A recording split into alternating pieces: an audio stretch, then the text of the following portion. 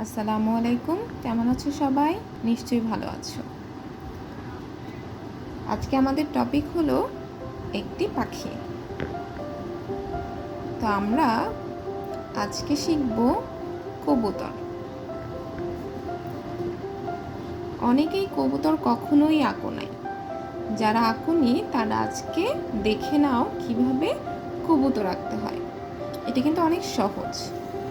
দেখো, প্রথমে আমি কি করেছি, একটি বড় ওভাল দিয়ে নিয়েছি এবং একটি সার্কেল দিয়ে নিয়েছি। এখন যেটা করব সেটা তোমরা সবাই জানো, আমরা যে কোনো পাখি আঁকার আগে এই কাজটাই করে থাকি। আচ্ছা, সার্কেলটা মনে হয় আরেকটু এই পাশে দিলে ভালো হতো। সামান্য এইদিকে আমি সার্কেলটা দিয়ে নিলাম, দেখেছো? এবার কি করব আমি একটু দেখি, কাছ থেকে দেখি।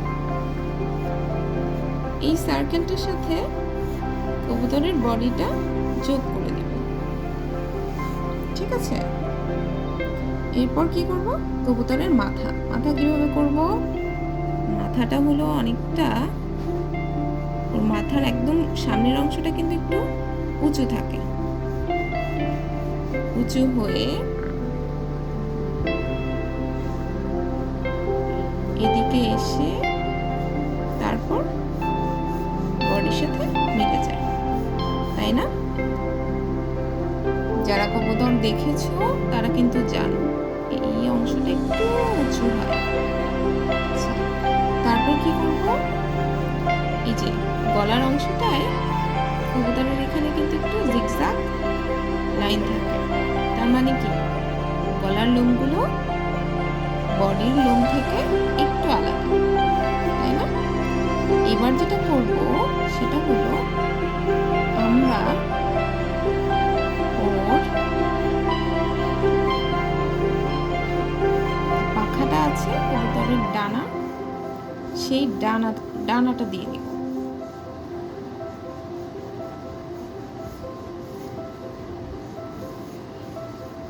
তিনটা লেয়ারে দিয়ে দিচ্ছি। এটা অবশ্য তোমাদের ইচ্ছা, যে কটা দিতে ইচ্ছা হয় দিয়ে নেবে।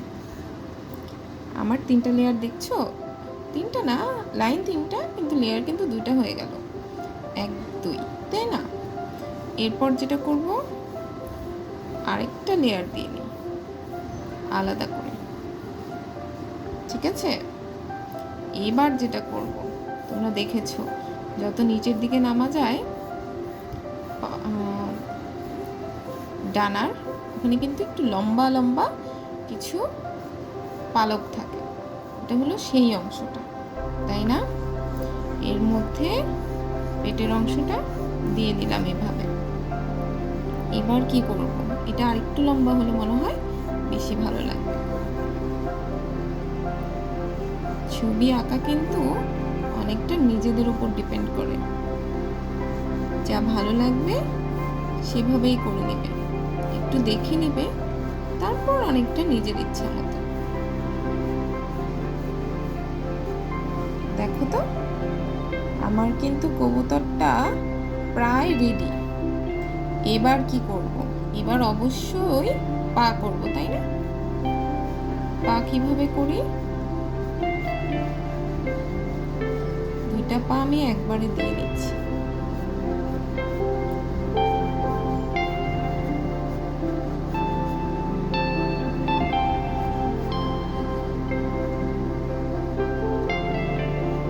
যে কোনো পাখির পা কিন্তু মোটামুটি সেম হয়, সামান্য দিক সেদিক হতে পারে, তোমরা একরকম আঁকলেই হয়ে যাবে। পাখির পা তোমরা আগেই শিখেছো। আচ্ছা, এবার কি করব, এবার হলো কবুতরের মাথাটা কি করতে হবে,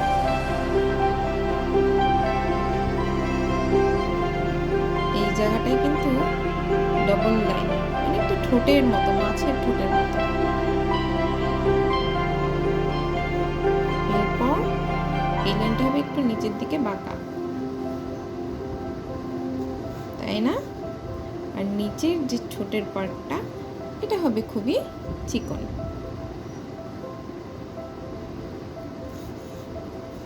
এবার দেখি,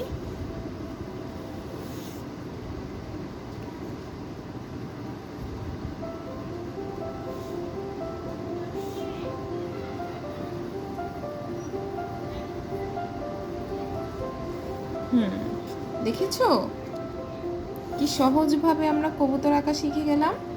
এবার কি করব, এই পালকটা এখান থেকে দিয়েছিলাম, এটা একটু এখানে দিয়ে দিই, এগুলো একটু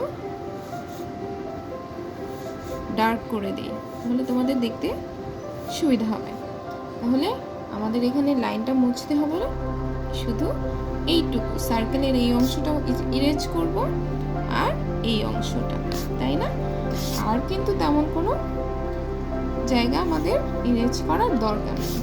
এখন যেটা করব সেটা কিন্তু অনেকটা তোমাদের নিজের ইচ্ছা মতো, যেভাবে পালক দিতে ইচ্ছা হয় দিয়ে নেবে।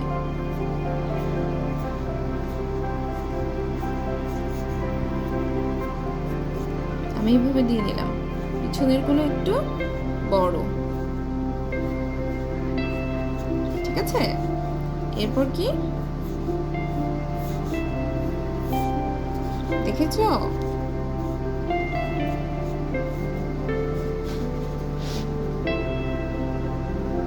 এখানেও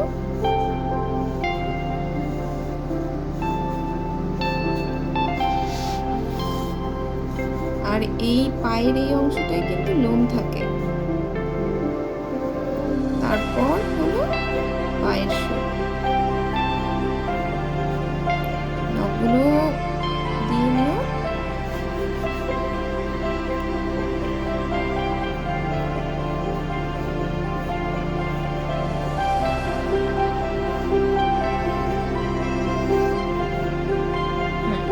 এবার একটু আমরা উপর থেকে দেখি,